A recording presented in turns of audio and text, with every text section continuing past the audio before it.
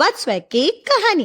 आज की कहानी शुरू होती है जयपुर के जैन साहब हरीश जी के यहाँ से। परिवार में उनकी पत्नी माला के अलावा 2 बेटियां और बहुएं भी हैं।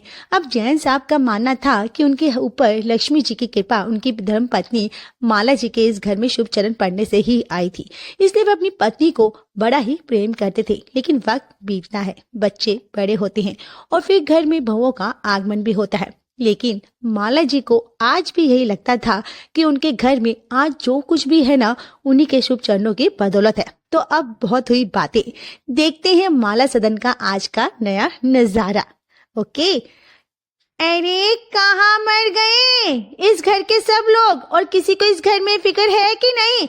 अरे कुछ अच्छा बनाकर लाओ, कितनी भूख लग रही है। जाने कहाँ गए, कोई दिखाई नहीं दे रहा। अरे दीप्ति नीति कहाँ हो दोनों?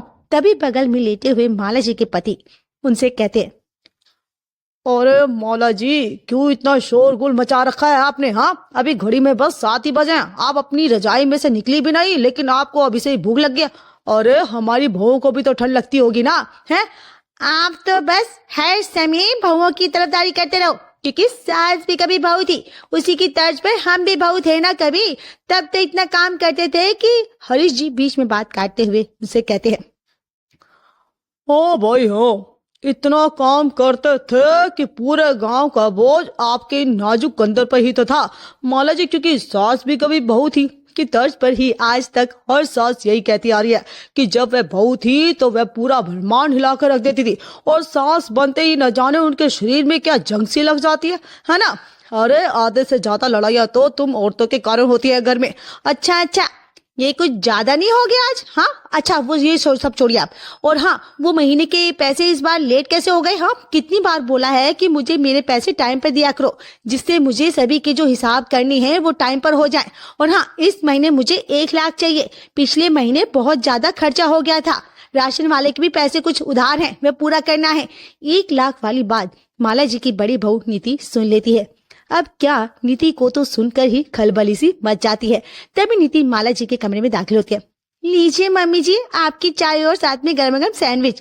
अरे बहू, कितनी देर कर देते हो तुम लोग हाँ नाश्ता लाने में? जब हमारे सास ससुर हमारे साथ रहते थे ना, तब हम 5 बजे उन्हें बिस्तर पर नाश्ता दे दिया करते थे। लेकिन आप ही तो कहती थी ना मम्मी जी कि दादी माँ और दादाजी के लिए रोज पूजा की सारी तैयारियां आप करती थी, और जब तक वे कुछ खाती नहीं थी तब तक आप उनका इंतजार करती थी। तो फिर 5 बजे नाश्ता कौन करता था? इन बहुओं की जुबान तो देखो, बिल्कुल कैंची की तरह चलती है। अरे कभी कभार कोई बात मुंह से निकल भी जाती है, कभी जुबान फिसल भी जाती है, लेकिन ये तो एकदम तैयार बैठी है दोनों की दोनों। मैंने कहा बस चले ना तो इनका ना मुंह से मेरी जुबान बाहर निकाल ले। क्यों, सही कह रही ना? और तभी तो कहता हूँ माला जी, थोड़ा कम बोला कीजिए तो जुबान कम फिसलेगी। लेकिन नहीं, आपको तो सुबह सुबह पंडित प्रदीप शास्त्री जी की तरह ज्ञान की गंगा बहानी है। अब तुम चुप हो जाओ, हर बार घूम फिर कर आप मेरे पे ही आ जाते हो। अब तुम यहाँ क्यों खड़ी हो? जाओ ना, अपना काम करो, जाओ। मम्मी जी, वो ना परसों मेरी किटी है, तो इस बार बसंत पंचमी की थीम है, तो मुझे ना वो हाँ, अब ज्यादा मक्खन ना लगा, पता है मुझे। कोई साड़ी सूट चाहिए होगा ना, बस इसी के लिए तो सासू माँ तुम लोगों को याद आती है, वरना तो कोई मुझे 1 गिलास पानी का भी ना पूछे। नीति माला जी के पैर पकड़ लेती है। दिला दो ना मम्मी जी, मेरी भोली सासू माँ, मेरी प्यारी सासू माँ, बस एक ही साड़ी दिला दो ना, साड़ी दिला दो ना सासू माँ, दिला दो ना मम्मी जी प्लीज। अरे हाँ, ठीक है, शाम को देखती हूँ। अभी जाओ तुम, मुझे चैन से नाश्ता तो करने दो, जाओ। ठीक है मम्मी जी, ये कहकर नीति चली जाती है। अरे अपनी बहुओं को कितना टाइट करके रखती हो तुम, हैं? अब वो जमाना गए माला जी जब सास बहू पे रौब जमाती थी। अब तो खासकर सास और बहुएं हैं दोस्त बनकर आती हैं। अरे आपको कुछ पता भी नहीं है क्या? देखिए, 2 बातें ना हमेशा याद रखनी चाहिए। एक, हमेशा पैसे पे कब्जा करके रखो। अरे आप क्या जानो जैन साहब, लोग पैसे के लिए गधे को भी बाप बना लेते हैं। और दूसरा, सास और बहू कभी दोस्त हो ही नहीं सकते।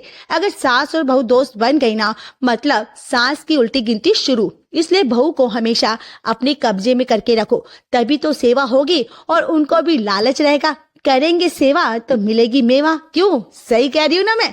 और भाई, तुम औरतों से तो भगवान ही बचाए। तुम्हारी बातें सुनकर तो ऐसा लगता है माला जी कि तृतीय विश्व युद्ध की भूमिका हमारे घर से ही लिखी जाएगी, है ना? अरे इतना साम दान वेद जो आप इन भवों को हैंडल करने में लगाती है ना, उसका आधा ध्यान भी आप प्रभु भक्ति में लगाएंगे ना तो साक्षात नारायण मिल जाएंगे आपको। लगता है आप ना समय के साथ भूलते जा रहे हैं कि इस घर पर लक्ष्मी की कृपा मेरी ही बदौलत है ना। अरे अरे अरे माला जी, मैं चलता हूँ, मेरी पूजा का भी समय हो रहा है, मुझे नहाना भी है, ठीक है।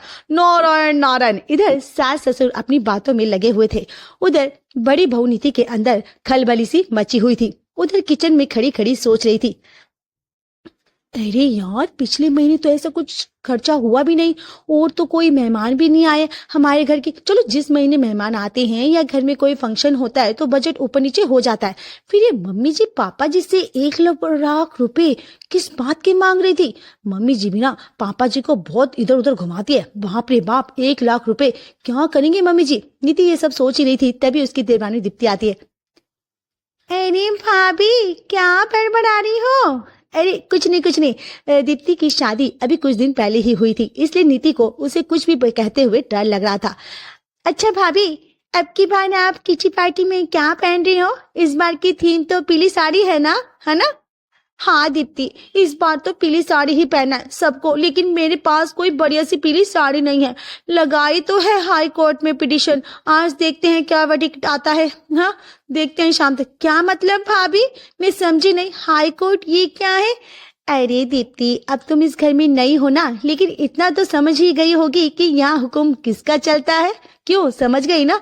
हाँ भाभी, कुछ तो समझती हूँ, लेकिन ये मम्मी जी हमेशा इतना हुक्म टाइप क्यों चलाती है। और ये भी बताओ ना। अब ये क्या ही बताऊं बहन, कुछ पूछ मत, धीरे धीरे तू भी ना सब समझ जाएगी तो ऐसे सवाल नहीं करेगी। अच्छा भाभी, पीली साड़ी तो ना मुझे भी लेनी है, आज ही मैंने दिवेश से पैसे ले लेती हूँ, फिर हम चलेंगे मार्केट। हाँ ठीक है। अरे मेरी भोली देवरानी, तुझे लगता है कि अभी तक देवर जी ने इस घर की सारी नीतियां बताई नहीं क्या। मतलब भाभी, अच्छा तू एक काम कर, आज ना देवर जी से साड़ी के लिए पैसे बोल ले लेना, ठीक है। और फिर कल हम यही इसी वक्त पर बात करते हैं, ठीक है। रात को ही दीप्ति दिवेश से पीली साड़ी के लिए कहती है, दिवेश जी मैं क्या कह रही थी, मुझे ना एक पीली साड़ी की जरूरत है। हाँ तो प्रॉब्लम क्या है, मम्मी जी से कह दो, वो तुम्हें पैसे दे देगी। लेकिन मम्मी जी को क्यों, आप क्यों नहीं देते 60 पैसे। अरे दीप्ति, हम सब लोग मम्मी जी को ही पैसे देते हैं और फिर मम्मी जी ही घर को संभालती है। इतने सालों से मम्मी ही घर को संभालती आई है। मम्मी ने इतनी बड़ी जिम्मेदारी अपने कंधों पर ले रखी है, जिससे हम तीनों को कोई चिंता नहीं रहती। हमारी मम्मी वास्तव में ही बहुत जिम्मेदार है, उनका कोई मुकाबला ही नहीं कर सकता। ठीक है, मैं मम्मी जी से बोल दूंगी। फिर अगले दिन किचन में ठीक उसी समय दोनों देवरानी जिठानी की मुलाकात होती है। हाँ जी देवरानी जी, फिर क्या बात हुई आपकी देवर से। क्या बात, बस यही बोला कि पैसे जो है ना मम्मी जी से लेना। हाँ देखो, आपको पता चला ना भाभी, मम्मी जी ही तो इस घर की मुखिया है, बाकी सब तो बस कर्मचारी हैं। अब जाओ ये नाश्ता लेकर मम्मी जी को थोड़ा सा मस्का वस्का लगाओ और साड़ी के लिए बोल दो, ठीक है। दीप्ति माला जी के लिए नाश्ता लेकर जाती है। आ गई भाऊ नाश्ता लेकर, क्या बनाया आज तूने। हाँ मम्मी जी, आज नाश्ते में ना सैंडविच है और अदरक वाली चाय है। वो मम्मी जी, मुझे ना पीली साड़ी चाहिए थी। अरे तो पीली साड़ी का तुम क्या करोगी, तुम्हारी तो अभी नई नई शादी हुई है ना, इतनी सारी साड़ियां हैं, कोई सी भी पहन लो। हाँ अभी पीली नहीं मम्मी जी, साड़ियां तो बहुत है, लेकिन पीली ही चाहिए थीम के लिए। और मैं जो शादी में पीली साड़ी लेकर आई थी ना, वे काफी बार मैंने पूजन विधान में पहन भी लिया, तो अब मैं ना पुरानी सी लगने लगी है। अरे इन बहुओं ने बिना हाहाकार मचा रखा है कि किटी पार्टी ना हुई ओस्कर हो पार्टी हो गई, उसके लिए धरती आसमान एक कर देती हैं। अच्छा ठीक है, मैं तुम दोनों को 2-2 हजार रुपए देती हूँ, उससे साड़ी ले आना, ठीक है। मम्मी जी 2000 में तो कैसी ही साड़ी आएगी। तभी नीति भी वहां पर आ जाती है। हाँ मम्मी जी, दीप्ति बिल्कुल सही कह रही है, 2000 में तो बिल्कुल भी अच्छी साड़ी नहीं आएगी। कम से कम हमको आपको ना 3000 तो देने ही चाहिए, समझो। तो थोड़ी सी तो डिजाइनर साड़ी होनी चाहिए ना मम्मी जी। अच्छा ठीक है, देखो मैं तुम दोनों को 5000 देती हूँ, जैसी साड़ी आई वैसी ले लेना, और नहीं आए तो रहने देना, मैं इससे ज्यादा 1 रुपया नहीं दूंगी। अरे इतनी मेहनत की कमाई है, मेरे बेटे और मेरे पति कमाते हैं, दिन रात मेहनत करते हैं, और तुम लोगों को क्या है, पैसे उड़ाने में क्या जाता है तुम्हारा। बाजार जाओ और फुर से सारे पैसे उड़ा दो। तभी माला जी उठकर अपने पेट पर लटका हुआ चाबी का गुच्छा निकालती है और अपने कमरे में चली जाती है। फिर क्या, धीरे से दीप्ति भी माला जी के पीछे हो लेती है और निगाहें कर लेती है उसकी प्यारी मम्मी जी अपना माल किधर रखती हैं। अब आते जाते दीप्ति की निगाहें मम्मी जी के कमरे पर ही रहती थी कि कभी तो मौका मिलेगा। फिर माला जी लेकर दोनों को बड़े ही एहसान के साथ 5,000 रुपए देती है। दीप्ति को बड़ा ही बुरा लगता है। भाभी, आपको बुरा नहीं लगता मम्मी जी आपको ऐसे पैसे देती है? अब क्या करे दीप्ति। अच्छा चल तू ही बता क्या किया जा सकता है। जब पति पैसे नहीं देंगे तो हमें तो ऐसे ही लेना होगा ना। अब चाहे हंस कर लें या फिर रो कर। बात तो आपकी सही है भाभी, लेकिन ये सब लोग ना पूरे पैसे मम्मी जी को ही क्यों देते हैं? अरे मम्मी जी ही शुरू से पूरा घर संभालती आई है, इस घर का यही नियम है। मम्मी जी उनसे ये कहकर ले लेती है कि मैं बहुओं को पैसे देती हूँ, बाकी सबका हिसाब संभालती हूँ। लेकिन ये तो तू समझ ही गई होगी ना कि कैसे घिस घिस कर पैसे देती है हमें। हाँ भाभी, आप बिना बड़ी भोली हैं। अरे नियम तो बनते ही हैं टूटने के लिए। आज की बात बताऊं तुझे, आज मम्मी जी पापा जी से 1,00,000 रुपए के लिए कह रही थी, क्योंकि पिछले महीने ना घर का काफी एक्स्ट्रा खर्चा हो गया था तो इसलिए। लेकिन पिछले महीने ऐसा क्या खर्च हुआ था भाभी? कुछ भी तो नहीं। हाँ अब सही पूछ रही है तू।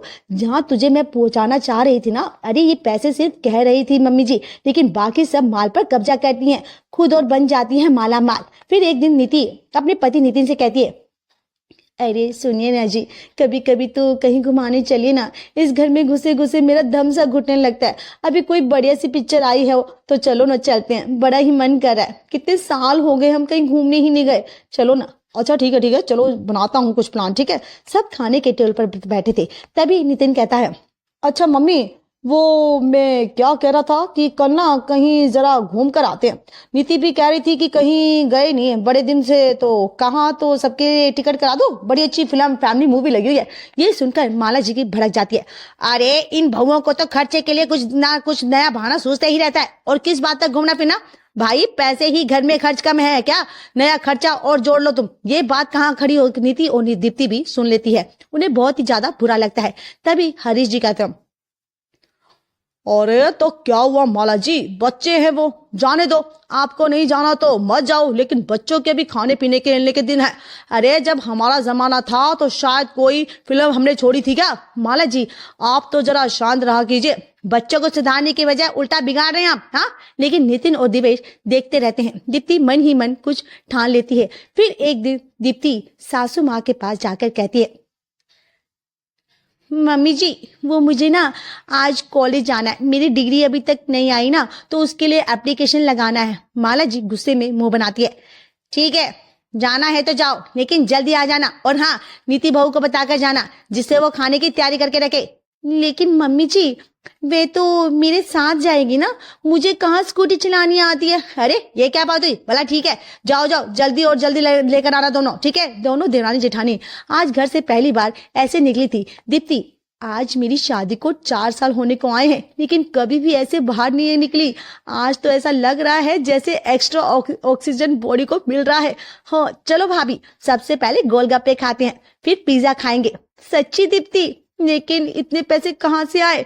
मुझे ना डर लग रहा है। अरे अब की बार घर गई थी ना तो मम्मी ने दिए थे, वही पड़े। चलो दीप्ति कम से कम तेरा मायका तो स्ट्रॉन्ग है, लेकिन मेरा तो। अरे भाभी कोई बात नहीं, आप परेशान हो। फिर दोनों देवरानी जेठानी बड़ी ही मस्ती से घूमती हैं और समय से घर भी पहुंच जाती है। लेकिन ये क्या, यहाँ तो पड़ोसन निर्मल जी पहले ही कुंडली मारे बैठी हुई थी।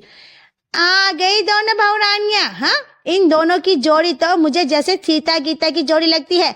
वे आई बहू, तुम दोनों गोलगप्पे कैसे थे? हाँ गुप्ता जी के ये शब्द सुनकर दीप्ति और नीति की हालत जैसे काटो तो खून नहीं, और गई निर्मला जी के सामने तो माला जी कुछ नहीं बोली। लेकिन उनके जाने के बाद उन्होंने जो तांडव घर में किया उससे दोनों बहुओं की रूह कांप गई थी। दरअसल निर्मला जी ने उन दोनों को बाजार में गोलगप्पे खाते हुए देख लिया था, और ये देखकर उनके पेट में इतनी जोर का दर्द हुआ कि बिना अपने घर जाए सीधा माला जी के घर चली आई थी। जब पूरी बात बता दी तब कहीं जाकर उनका दर्द शांत हुआ। अब दीप्ति ने सोच लिया था कि कभी कोई मौका तो उससे भी मिलेगा। बस यही हुआ, भगवान के घर देर है अंधेर नहीं। फिर एक दिन चलो आज घर में कोई नहीं है, बड़ी बहू भी बाजार गई है और छोटी बहू ऊपर आराम कर रही है। हाँ बाकी के सब भी दुकान गए हैं। आज अच्छा मौका मिला है अपने माल को गिनने का। हाँ, ये सही मौका है। आज देखते हैं माल कितना बचा है मेरा। ठीक है, हाँ, कितने माल जमा हुए मेरे और कितने दिन हो गए गिने भी नहीं है। हाँ, अपना माल नहीं गिना। और इसी तरह माला जी अपनी गुल्लक का ताला खोलती है और गुल्लक में से अपना पैसा निकाल कर गिन रही थी। तभी अचानक से दीप्ति ऊपर अपने कमरे से आकर नीचे माला जी के कमरे में खड़ी हो जाती है और माला जी के पैसे गिनते हुए देख लेती है। लेकिन माला जी को पता नहीं चलता कि दीप्ति वहां आ चुकी है। फिर अचानक से कुछ देर बाद माला जी की निगाहें दीप्ति पर जाती है और माला जी का मुंह खुला का खुला रह जाता है। ये क्या कर रही हो तुम यहाँ पर? हाँ, तुम तो ऊपर सो रही थी ना। माला जी जल्दी से अपने पैसे छुपाने की कोशिश करती है। अरे मम्मी जी, आप भी ना क्यों छिपा रही हो ये पैसे? अपने ही तो हैं, इनको छिपाना कैसा? और अभी तो आप कहती है ना कि आपके चरण जब इस घर में पड़े थे तब यहाँ लक्ष्मी जी की कृपा हुई। अपने से क्या मतलब है मैं तुम्हारा? हाँ, मैं अपने से मतलब है आपके और हमारे मम्मी जी। अरे ये पैसे सिर्फ मेरे हैं, हाँ, किसी और के नहीं। अच्छा, ऐसा है क्या? तो फिर आप कहे तो पापा जी से भी इस बारे में बात की जाए। हाँ, देख लीजिए मम्मी जी, इतने सालों की बनाई हुई आपकी इमेज कहीं आपके पति और अपने बेटों के सामने खराब ना हो जाए। नहीं नहीं नहीं नहीं मम्मी जी, मुझे अच्छा नहीं लगेगा ऐसे। और इतने पैसे हैं, कम से कम 5 लाख तो होंगे ही, है ना मम्मी जी? आपके जीवन की गाड़ी कमाई आपको ये वापस भी करने पड़ेंगे। अरे पूरे 5.5 लाख है। तब तक लगे हाथ नीति भी वहां पर पहुंच जाती है। वो भी इतने सारे पैसे देखकर भचक सी रह जाती है। इतने सारे पैसे किसके हैं? और ये किसके है मतलब? हाँ, मम्मी जी के पास कहाँ से आए? धीरे बोलो भाभी, दीवारों के भी कान होते हैं और ये पैसे अब हम तीनों के हैं। ये खुद मम्मी जी ने कहा है मुझसे। अब क्या वो कहते हैं, टाइम सबका आता है। पहले माला जी का था, अब बहुओं का। अब बहुएं पूरे मजे से घर पर रहती हैं, बाहर घूमती हैं। क्या मजाल की माला जी अब उफ भी कर दे। एक डेमो ये भी देख ही लो। आप सभी खाना खा रहे थे, तभी दीप्ति कहती है पापा जी, हमने प्लान किया है कि इस बार हम ना सर्दियों में शिमला की बर्फ देखने चल रहे हैं। आपको कोई प्रॉब्लम तो नहीं है ना? अरे भाई, मुझे कभी कोई प्रॉब्लम हुई है क्या? बोला अपने मम्मी जी से पूछ लो। दीप्ति माला की तरफ देखती है। मम्मी जी, आप बताओ कोई प्रॉब्लम है क्या आपको? हाँ बताइए मम्मी जी। नहीं तो मुझे कहाँ कोई परेशानी होगी भाई, इसी बहाने हम भी घूम आएंगे। अब तो जैन साहब के घर की गाड़ी बड़ी ही स्मूथ चल रही थी और सभी हंसी खुशी रह रहे थे बहू की ब्लैकमेली से। अगर हमारी वीडियो आपको पसंद आए तो हमारे चैनल बर्ड्स वेब को सब्सक्राइब करें, लाइक, शेयर और कमेंट्स करना ना भूलें। Thanks for watching.